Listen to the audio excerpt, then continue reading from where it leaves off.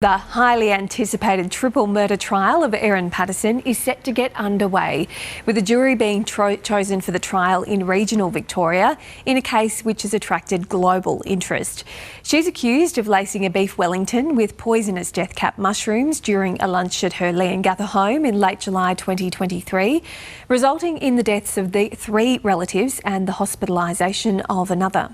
Her former parents-in-law, Don and Gail Patterson, and Gail's sister, Heather Wilkinson, died in hospital around a week after the lunch.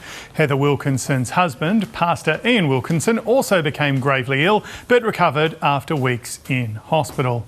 Our court reporter and co-host of the Mushroom Case Daily podcast, Christian Silver, joins us now from Morwell. Well, the trial is being heard. Christian, we know people have come from all over for this trial. Just remind us about this case and exactly what it's all about.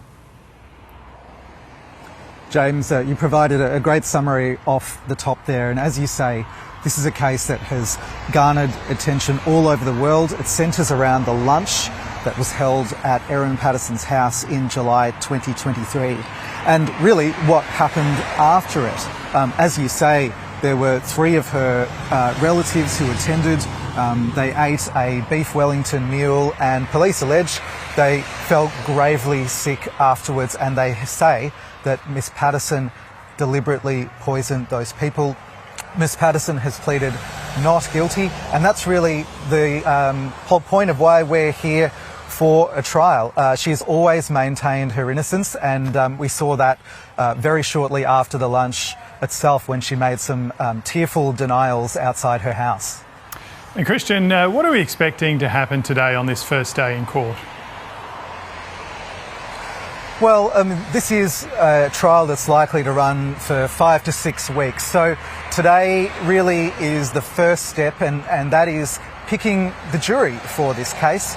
In Victoria, murder trials are decided by juries.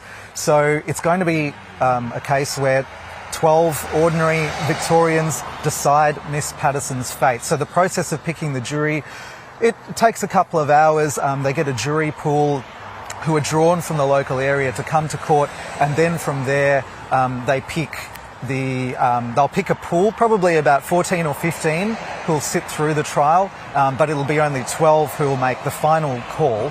After the jury is picked, the judge will give some jury instructions, and once that's done, we'll get into the case itself. Today, I think what we'll see is probably the selection of the jury and the instructions. I think later in the week we'll get into the proper case where we'll hear the arguments from the lawyers and start getting into all of that evidence. And Christian, this was of course a case that captured interest from around the world just a few years ago.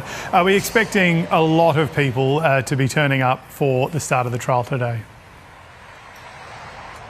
Certainly, James, there's been a lot of local media interest today. As you say, this story made headlines around the world a couple of years ago. So I think the proof will be in the pudding as to whether that international attention is reignited again during the trial. But certainly a court like this in regional Victoria doesn't usually have more than a couple of journalists come along for cases, and there have been dozens that have descended on Morwell over the last couple of days. You know, you walk down the street or you go to the pub and you'll see documentary makers or TV crews and reporters there. So there's certainly a lot of interest, and because that interest is so great, the courtroom itself, while it's not tiny, it just can't accommodate the level of public interest in this case. So the court has had to take some extra measures. They've set up overflow rooms for reporters to attend. There are very limited seats for the public to come and watch, but actually if members of the public want to see this trial in the flesh,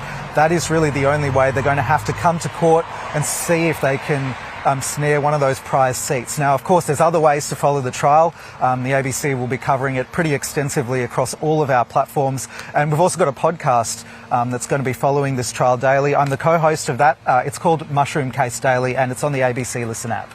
There you go. Plenty of ways to get your updates on this trial via the ABC. Christian, thank you for that.